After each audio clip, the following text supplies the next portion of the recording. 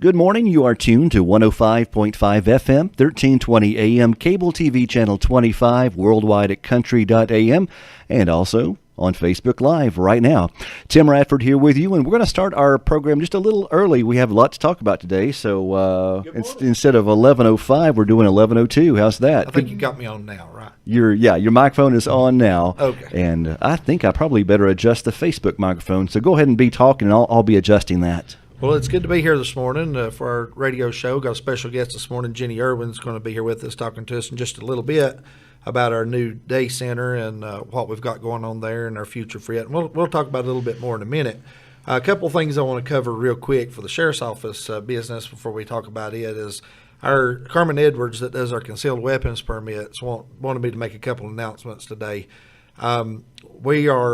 She's wanting people to look at your concealed weapon permits, and if you're about 3 months away from renewing, please consider going ahead and scheduling an appointment and coming ahead and starting the renewal process.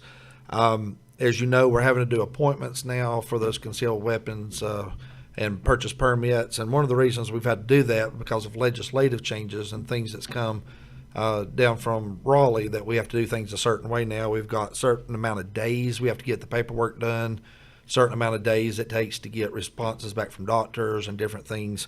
From the mental health professionals and the clerk's office and all those other people we have to interact with now on these.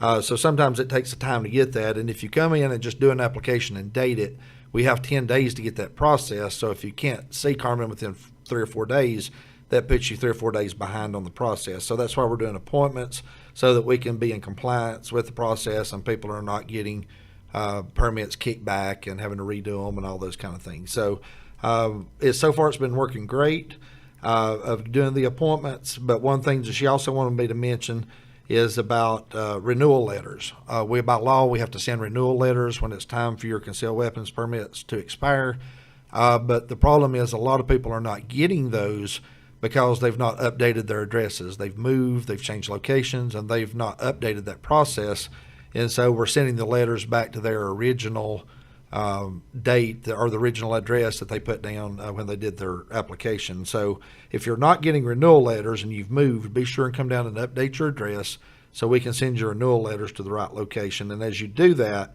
be sure and update your phone numbers and all those things that we get in contact with you. If you need to change that address, come down to the Sheriff's Office, get an application, bring your driver's license down to the front office. You'll fill out some paperwork. There's no charge for changing an address. But that will help us notify you when it's time for renewal. Therefore, you're not getting down to the last day or the last week and realizing that it's about to expire and need an appointment. So if you can try to do that about 3 months prior, that would help out the appointment process and help get things going there. And just an update on that, in 2015, we did 734 purchase and conceal permits. In 2016, we did 1,364. And in 2017, we did 1,444. So they're growing every year.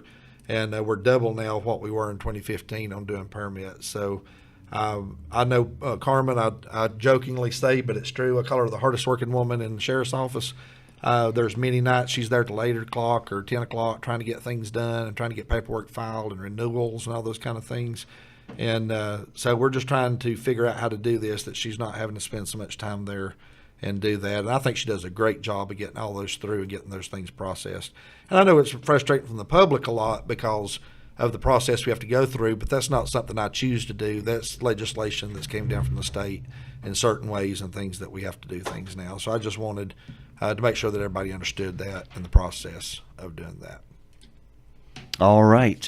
Well, it is a Friday. You've had a busy week this week, and we have some things to go over. We're going to be talking to Jenny. Which do you want to do first? Talk to Jenny first or address some questions first? What do you want to do, Jenny? You want to talk for a minute? Sure. Okay. Like I said, this is Jenny Irwin. She's from the Drug Free Coalition, and I talked about our Day Use Center here quite a bit on the radio program. And we started back several months ago, almost a year ago now, I guess, talking about what to do for our community and try to help some things in our community as far as those that are drug addicted, those that are on the user end of things. And I've said before, and I'll say it again, that it is a community problem on the user end of things. Now, of course, it is a law enforcement problem when you're talking about people dealing drugs and people selling drugs and profiting from that and trafficking and all those kind of things. Those are more of the law enforcement type end things that we have to deal with. But as far as the user end of it, the addictive end of it, those are things that is a community issue that we need to come together, not just law enforcement dealing with, but other agencies, other people coming through and dealing with that. So we had this idea of trying to form a team of trying to look at doing a day use center where we can have resources and things available for people who come in off the street, whether they're drug addicted, whether they're homeless, whether they have other issues or problems or needs, whether it's transportation issues or financial issues or whatever it may be, so that we can get a grip on what's happening in our community. And I think we hear a lot of people complaining about homelessness and about transient people and people walking up and down the streets and say that dreaded word backpack seems to be the topic that everybody wants to talk about, is those wearing backpacks. But I brought mine over there. There you go. So it had my computer bag in it though. So we're trying to look for ways of dealing with this. So we started the Day Youth Center, and Murphy First Baptist Church has graciously allowed us to start there and to get it off the ground and up and running. But Jenny's got some information as to what happened through the month of February and kind of what we're looking for the future, and kind of her end on this and what she's doing with it. So Jenny, if you'd like to just take it away and talk about it, we'll field any questions or anything that we want to do with that too. So. Great. Thank you. I'm excited to talk about this. This is something that we've been talking about for quite a long time. I'd say about a year. Yes. Yeah. And it's not just law enforcement and the coalition, but it's a lot of individuals and agencies that are concerned about our community. So the Community Day Center right now, we're partnering with Murphy First Baptist, and we're offering it on Mondays and Wednesdays. We originally had it for 10 to 4, but we're breaking it down to 10 to 2 because that's just when the lunch ends and they're cleaning up, and I think that's plenty of time. But a couple things that we have found out, February is our data collection month to see what are the specific needs people are needing. What are they lacking that maybe they need access to? So we've been really collecting a lot of data. Some of the things that we have identified that people have said that they need, the first one is dental care, the access to dental care. They don't have insurance for dental care, and they're in some pretty bad shape for dental care. So what our idea is right now we're offering a meal. Murphy First is offering the meal on Monday, and then we're adding it on Wednesday. So you can get a free meal on Wednesday. And then there's showers available. So those that maybe do not have access, that just for just a moment want to feel clean, and sometimes a good shower, Jenny that's all you need. mentioned this yesterday in our drug meeting yesterday, that and she had a very good point about this that I hadn't thought about. Just the fact of getting a shower and getting clean and maybe washing your clothes and having some clean clothes and freshening up a little bit does a lot for a person as far as their confidence and as far as just the ability to maybe go find a job or to get through the day or those type of things. And so we're hoping that just providing just a place to clean up may help people get to a better place where they can start down that road to feeling better. Exactly. And then what we'd like to add in March is that, unfortunately, we do fortunately have a lot of resources in the area, but unfortunately some individuals cannot access those resources for whatever reason. There could be a million reasons. And so we're trying to have like a one-stop shopping to where we have a couple of the resources at Murphy First during those times. So you can come in at 10 o'clock. You can sit down, have a conversation with somebody about your specific needs. Maybe have a shower, maybe clean yourself up a little bit, whatever you need. Have lunch, and then meet with one of the resources that we have available. And these resources are not going to be just a referral agency. It's let's say you want your GED. One Monday, we might have Tri-County Community College there. And they'll sit down and they will help you fill out that application. So when you leave, you will have that finished. So if somebody does not have transportation, they won't have to try to find a ride that next Wednesday or that next Thursday or 2 weeks from now. We're going to try to get it done that day. And so that's going to help someone who does not have the resources available to access their needs. So this is a brand new endeavor. Attendance-wise, people using the Day Use Center, is it the amount of people that you expected lower or more as far as people actually coming to use the facility so far? Well, I'll start to say one of the things we've got to realize, this is a brand new idea, a brand new concept. And it's just on the very first couple weeks. It's going to take a while to get the word out that this so, year. So that's one of the purposes of Right. today, is just getting the word out so people knows this is available, and getting people within the jail facility aware that when you get out, this is available, Right. kind of thing. We do some of this type of stuff already inside the detention center, as far as helping people with GED programs and life skill classes and counseling and those type of things. But we're looking for a place that they can continue once they get out of jail, and once they get back on the street, they have somewhere they can go to continue these kind of resources. And so I would say that starting right now, Jenny can talk about numbers here in just a second, but it's kind of hard to gauge that as to whether it's better or worse than we expected, because I have no idea what to expect either. Right. Exactly. Go ahead. Exactly. I'm sorry. Well, and on that first Wednesday, we had 13 individuals. Well, again, that getting the word out is the key. For day 113, that's more than I expected. So Right. I know. yeah. I know. I was actually excited about that. But That is great. And as people feel comfortable and feel that they that some of their needs are being met, then more people will attend. And so I'm confident that this will be a success, and that we'll see. As more resources are available, and it's just going to grow and become a better thing. Right. That's what we're hoping. I mean, we're hoping that right now we're looking at just having 2 resources available every Monday, and then maybe a different resources available Wednesday. We'll be obviously advertising that in the paper about this week, what's offered at the day center, so that if you need those services, then you come on Monday. If you need the services on Wednesday, you can come on Wednesday, or you can come both days. It doesn't matter. Someone who may need services but do not have transportation, is there any resource that maybe can get them to and from the Day Use Center? Well, and again, we're still working on this. Transportation was number 2 on the what people said that they needed. We're also looking at, we'd like to entertain the idea of, like, if the community wants to get involved, but maybe they don't want to volunteer. We're looking at maybe sponsoring some transportation vouchers. Okay. So that we can have those available. So if somebody needs a ride to the health department, if they need to get to the health department for services, we'll be making the appointment that day. We'll be on the phone. So if you need some services at the health department, we'd hook you up, get you an appointment, and then hopefully get you a voucher to get to the health department.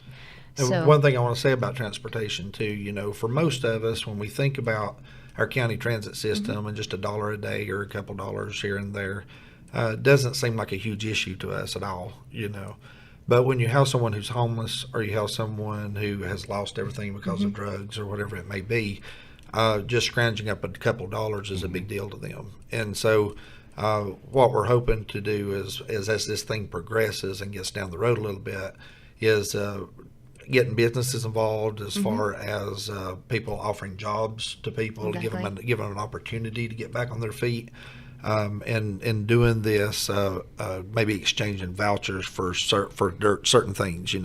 If you'll seek employment and get a job, if you will enroll in either some spiritual counseling or clinical counseling or drug counseling or whatever it may be, and if you'll do these programs and follow these things, then we will give you transportation vouchers or pay for you a way for you can get around to get to these programs. So we're just trying to look at some kind of exchange program to make people invested in it. Right, exactly. That we're not just handing stuff out to people, Right. But they will do things themselves to get invested themselves into it and feel like they're accomplishing something.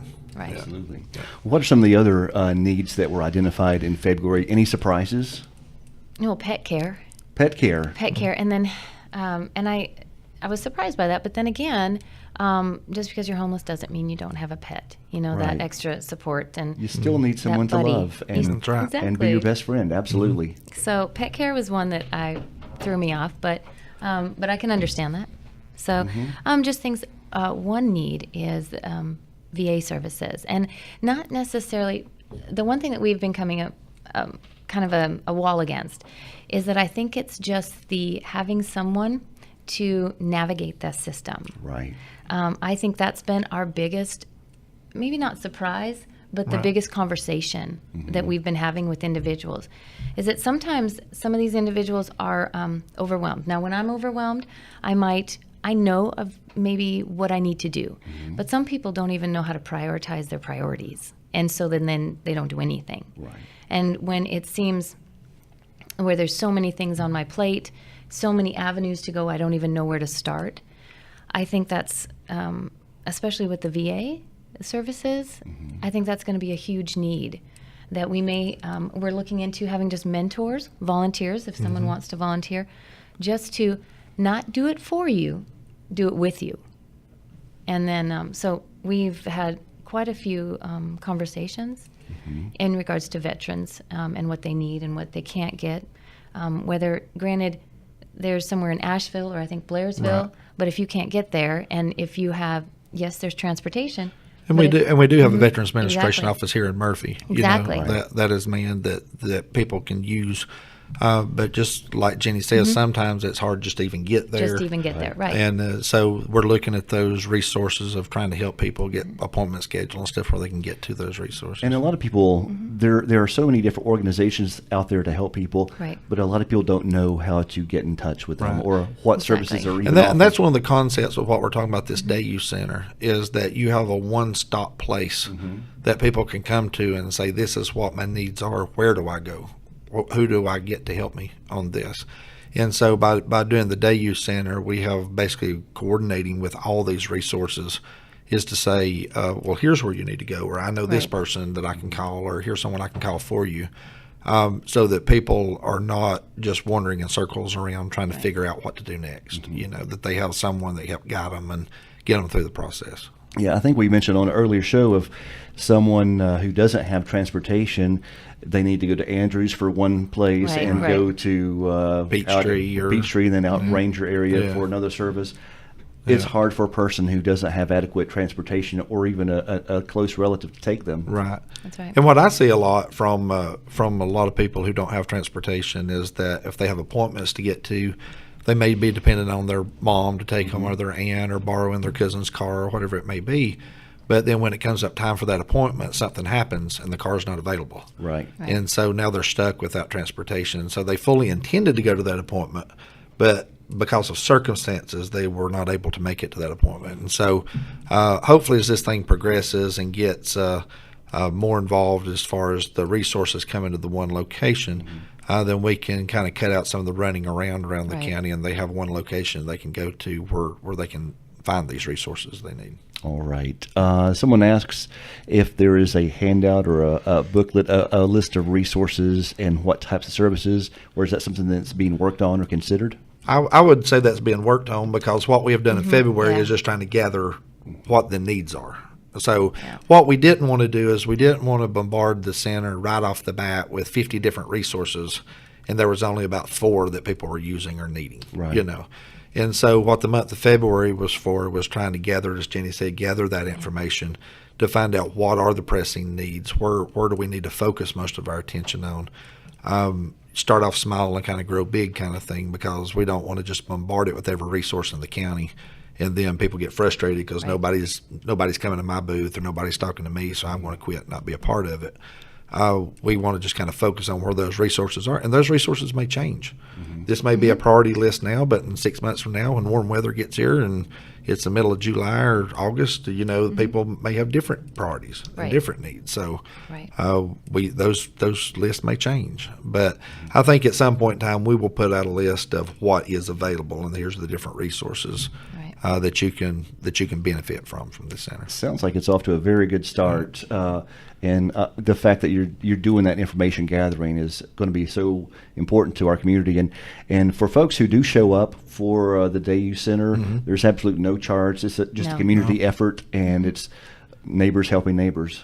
And I'm going to tell you another thing I was very impressed with is this kind of started, for those of listening that may not know, this kind of started out of me just sitting on guardrails with people who are walking or homeless or using drugs, and just question them, what can we do to help you get on your feet? What can we do to help you to be a productive member of society? How can we help you get a job? How can we help you get clean? Kind of questions. And so as I called Jenny and said, Jenny, I've got this idea, and this is something I'd like to put together, and let's have a discussion about. For this process that we've been doing for the last year, we've basically partnered with a lot of people, such as the hospital, Tri-County. Right. I know Jenny could probably name off a list that we've partnered with, different resources, Reach, and all kind of different people that are out there. That's great. Yeah. Jenny, what is the full name of your the coalition? Coalition for a Safe and Drug-Free Cherokee County. I did not type that all in the That's Facebook okay. Facebook label. So, Yeah. but what all does your organization do? Well, we do a lot of things. We work in the schools, so we do prevention services in the school, presentations. We've got peer-led clubs in the school. We work with the schools on updating policies, any drug or alcohol policies, random drug tests, things like that. Working with the school really in trying to reduce our youth use. And then in the community, just things like this, looking at our community's issues and then trying to tackle them, trying to assist. We've put in the 24/7 drop boxes, the prescription drug drop boxes. Okay, yes. At the Sheriff's Office, the Andrews PD, Murphy PD, and King's Pharmacy. I know Andrews PD and Murphy PD also have syringe drop boxes. So if unfortunately we find syringes and, Right. on the ground or if you don't know where to get rid of them. We do have a syringe drop box at Murphy PD and Andrews PD. Right. But we work with the community to try to tackle our substance abuse problems. So we work with, oh my gosh, numerous agencies. Everybody. So how long has the coalition been around now? And we're in our 9th year. 9th year. Do you have a physical location, like an office that you operate out of? Well, actually, I work for the school system, and I'm stationed out of Murphy Middle School. Okay. It's good to know. Yeah. So, And I've worked with Jenny for a long time, and she was a very good resource for the county and a very good resource within our school system. When we do drug and education trainings and stuff from the sheriff's office and do shooter drills and those kind of things, a lot of times we'll coordinate with Jenny and coordinate with the different schools as far as that. If we got drug issues and things going on, we'll coordinate with the Safe and Drug-Free Cherokee I County. know. The Drug Coalition. I didn't We'll- think about that. Yeah, when you said it. we'll coordinate things with them to try to get education and awareness type things up and going. And like you say, one of the biggest things that is a need within our community, and not just Cherokee County, but I think nationwide, is education and awareness, and trying to get that up and running. But we run into this wall with that, and I'm sure Jenny sees the same thing. With core curriculum and things that's taught in the schools, their day is very limited as to what they can do and what they can't do within the schools. So sometimes just finding an hour here or a Right. couple hours there to do some education and training is very hard a lot of times for the schools to coordinate and get done. But those are things that we're still in the process of working on and getting those things done. But this right here, I think, will help our community tremendously once we get it off the ground and get it going good. All right. Are these type of centers common in like larger cities, or is this just a brainchild of? It's basically just a brainchild of mine, and it's actually morphed a little bit from my original Yeah, exactly. brainchild. What I did is when I started calling Jenny and the other resources in to kind of come in and say, okay, this is my idea, where do we go from here, kind of thing. What we found is, as we started finding needs and getting input from other people and other things, it's constantly changing. It's constantly morphing a little bit into not necessarily the vision that we started with, but Not yet. But it's something that we're just trying to figure out what the needs are and how to address the needs. I could see long term down the road somewhere down through there addressing things such as housing issues, job issues, and getting people into the workforce and those kind of things that we hope will branch out of this. But like I said before, we want to start small and tackle what we can, and then grow it into something bigger that will really help our community down the road somewhere. There are a lot of things that we have everyday access to and take for granted. But Right. when you start talking to people that don't have those resources, it is a big eye opener. Right. And I think you're doing a great job just talking to people and asking people what their needs are, it's a great foundation to build this on. Well, one thing that we've got to realize too as a community, that when we look at the drug issues, drug needs, homelessness, and all the things that we're seeing, just putting your head in the sand and ignoring it is not going to help anything. It's not going to make things go away. I talk to a lot of people, and I know a lot of people kind of have the attitude of, I would like things to be the way it was 30 years ago, or I'd like to see it again like it was when I was a child, and I most certainly would too. The road in front of my house was a gravel road when I was growing up, and I sat in the middle of it and played with Tonka trucks in the middle of the highway during the day, and when cars were coming, I would get up and leave and till the car passed by, and I'd go back down and play on the road again. But we're not living in that same society. Right. We can't do that anymore. And I think Tim just shut me off.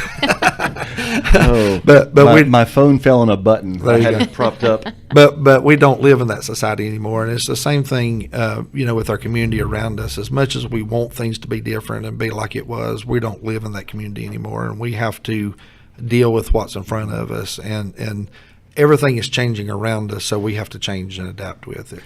Let me ask this question. This is a viewer comment from Ashley Ward. She says, what are your thoughts on a needle exchange program? She says she is almost 4 years into recovery, and this is something that she thinks would benefit, but it's a very controversial issue.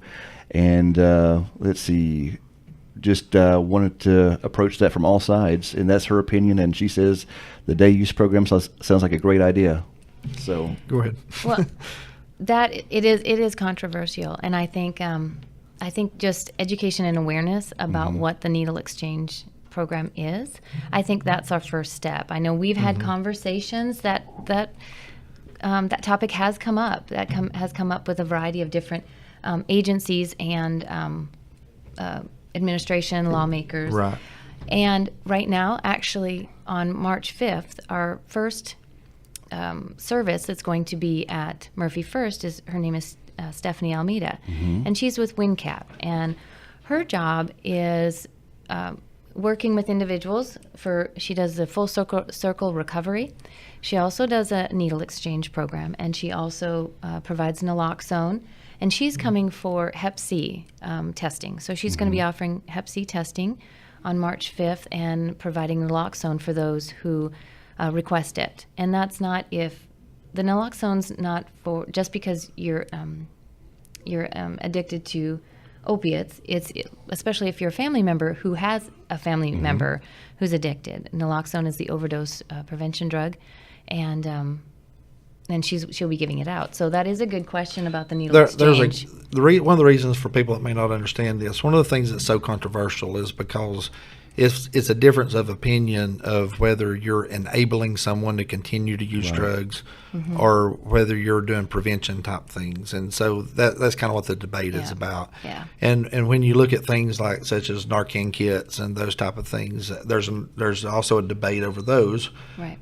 Because you have people who are in the drug addicted world that gets their hands on Narcan kits and decides that I'll use as much drugs if I want, and then if I overdose, we'll just hit them with Narcan and everything will be fine. So it's an education thing of what it is and how you use it type of thing. So there are a segment of our population that when you hear needle exchange, they think you're just enabling them to use drugs. Right. And so that's one of the reasons why it is controversial. But there are some benefits from that and some good things that goes with that too. And like Jenny said, that's been a topic of discussion for the last year also, as to whether that's something we want to try to do or not try to do, and how, if we do, how do you do that? Right? How's it going to look? Yeah, in Cherokee County? Yeah. So all those things have been discussed, and it just depends on, like, going back to the needs and what we have and what we want this day center to move into. But it is a harm reduction for our county, to do a needle exchange, and cuts down on diseases and transmittals of diseases and things of that nature. So, it can have some very real benefits to that also. There is a group of concerned citizens that meet every 2 weeks at Murphy Bible Church. Margaret and Eric, have they been in contact with you and working together? They have not. However, they have it Saturdays at 1 o'clock. I have seen it and I'm aware of it. I know Dr. Conley, our superintendent, plans on being there this Saturday, and she has asked me to put together some. Okay, it was my version. I'm not technologically, brilliant, so I did the best I could in providing a presentation for them to watch, and I had a student read the information, and so hopefully that will start the conversation about That'll the be coalition. great. I want to make sure that the two, Yeah. everybody's working together Right. on the same page. Right, I'm not able to be there on Saturdays. Okay, but I think it's a week from this Saturday. We met I think it's Oh, March okay. 1st. So I think it is a week So it's from not this Saturday. Saturday, it's Not next- tomorrow, okay. but a week from Okay. tomorrow. Yes. Yeah. And I'll So- check my calendar on that. The last 2 times they've done that, I've had something scheduled. I know. And they've called and asked me to participate, and I've had something scheduled the last 2 times. But hopefully on the next one, I'll be able to attend. And But at least they'll have something in regards to the coalition, some of our data, some of our Right. youth data, some things that we've done and are doing, and so hopefully they'll have some questions and after that. All right, very good. Well, we look forward to seeing you both there and Dr. Conley there. So that will be a week from this Saturday. So a week from tomorrow at 1 o'clock at Murphy Bible Church, and the meeting is held downstairs in the. There's tables and chairs. What's that room like called? a fellowship hall. Fellowship hall. Yes, that was the word I was looking for. Yeah. Well, and like I say, I just want to thank Jenny for coming out today and talking about Thank this you. a little bit, and the hard work that she's putting in and others have put in to making this a success. We couldn't do it at all if it wasn't for the volunteers and the people that's willing to put forth the effort of going in and doing that. And we've gotten great response from churches and from, like I say, everyone within the community, from everybody that we can think of. I mean, we can name off a list of 25 people probably that's 25 agencies that's participating, and we may get a list of that up before too long and put it with their flyers and stuff so people will know exactly who is participating and who isn't. All right. And one other thing, the coalition meets every other month on the last Thursday, and everybody's invited. Okay. And so now the location does change because we try to have it at a restaurant.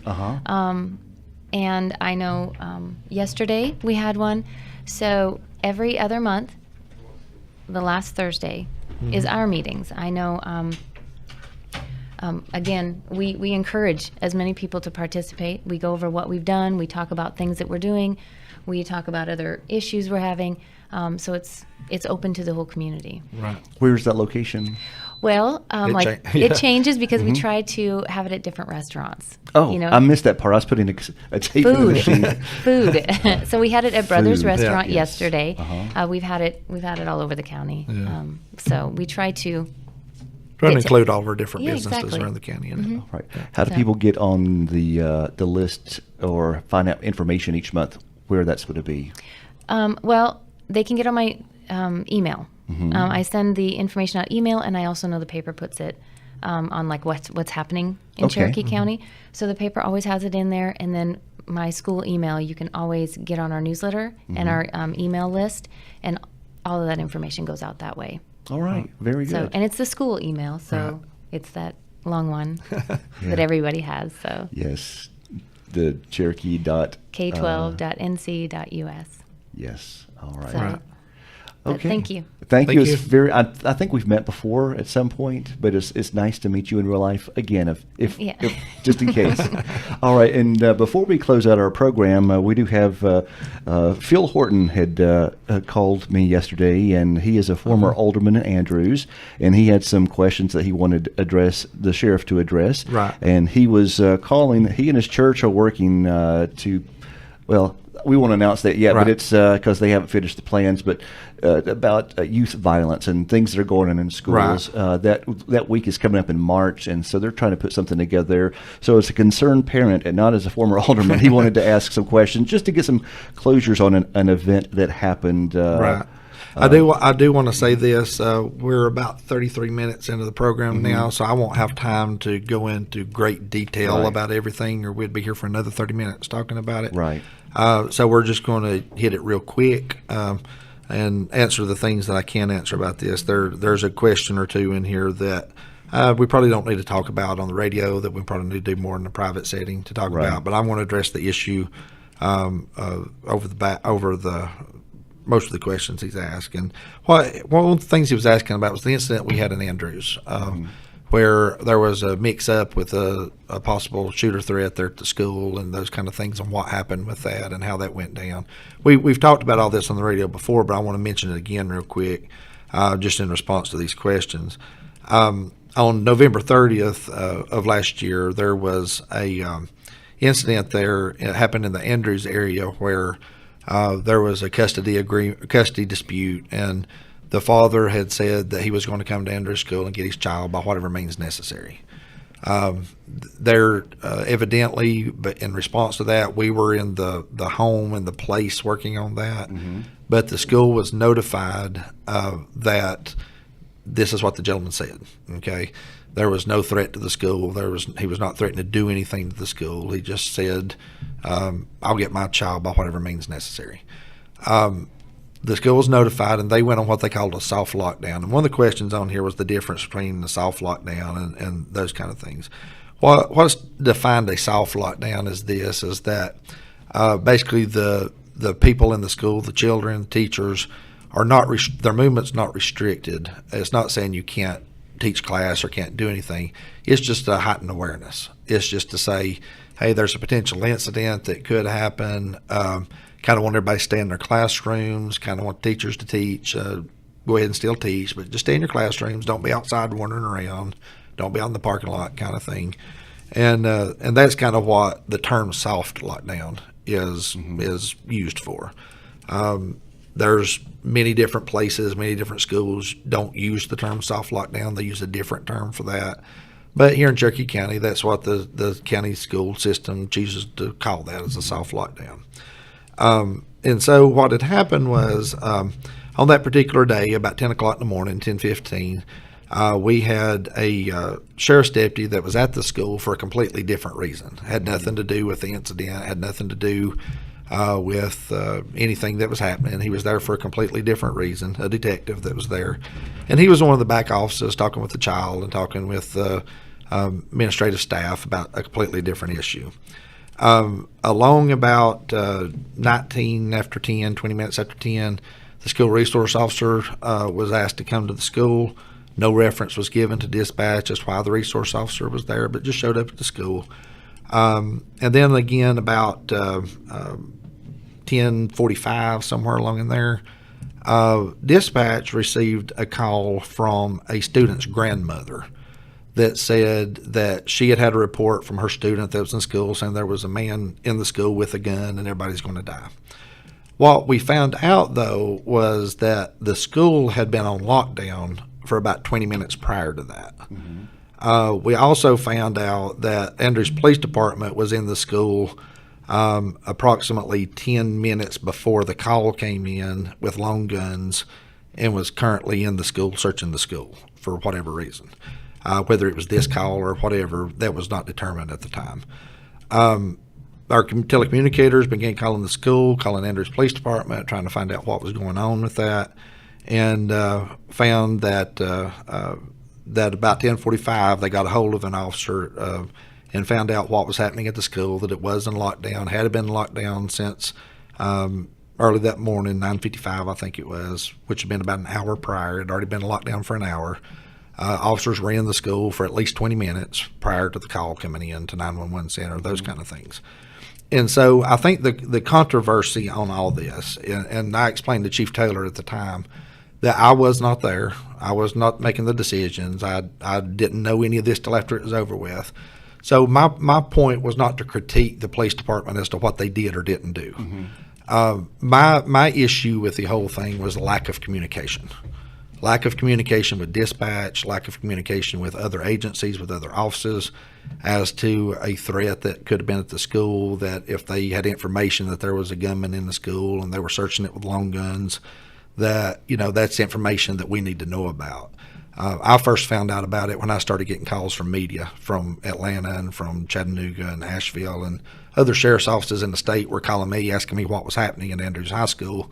And I had not been notified of anything, had no idea anything was happening at Andrews High School. So my whole issue was about communications, mm-hmm. and about communications back and forth. And so one of the questions on here was asked is, would you have removed the student from class who made the text instead of performing a sweep? I don't necessarily think that doing a sweep was a bad thing. I think the problem is anytime we get a threat with a school system or a county building or a business or anything like that, the first thing you have to do is check into the credibility of the threat. Right. You can't just run in and start pointing guns at people and scaring people and all that without checking what that credibility is. And giving you an example, if we got a call right now that someone had obtained a Russian nuclear warhead and it was under the courthouse and was going to blow the entire courthouse up, we wouldn't consider that a credible threat, right? Because the means of doing that is very unlikely.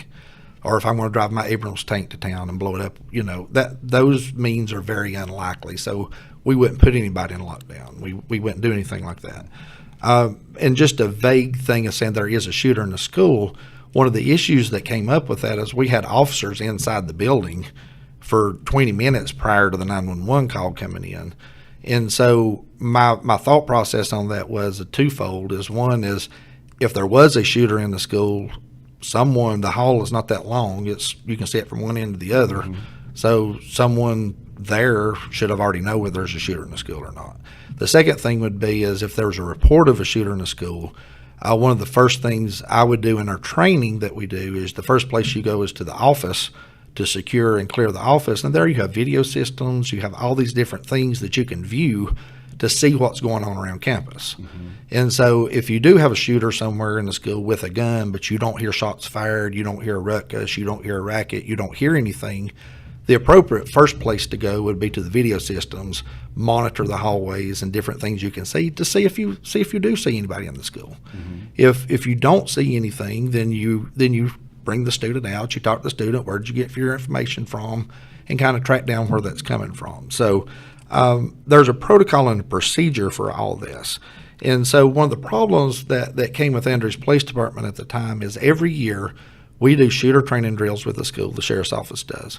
We do actually try to do 2 a year every year, and sometimes we manage to get 3 in, and they're not full-blown drills, but they're drills where officers go and train and do over protocol and procedure and work with the school system on that. And so over the last several years, Andrews Police Department had denied participating and doing that with us. And so one of the things that when you talk about failures that happened that day, and one is a training failure, is just not training with us and training on what the procedure and protocol is. The second thing is about the communications back and forth.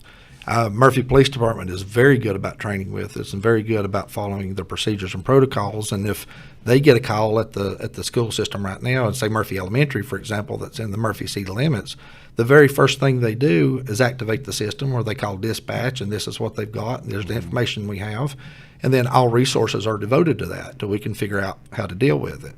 The failure in November in Andrews was the failure of to communicate with anybody and having the mentality of we can do this ourselves and we don't need any help. And anytime you have a mentality of that way, then you get yourself in trouble and you get yourself in a bad situation. We are a sheriff's office, and if we had a call right now saying Ranger or Peachtree that was outside the city limits, do I have enough resources to do it myself? Yeah, we could do it ourselves.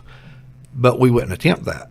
We would put out that call to everyone, and we'd have highway patrol involved, we'd have wildlife, DVA, we'd have the police departments, we'd have every law enforcement agency known to man involved in that, because we don't want to try to do things ourselves. We want to incorporate as many people as we can in with that.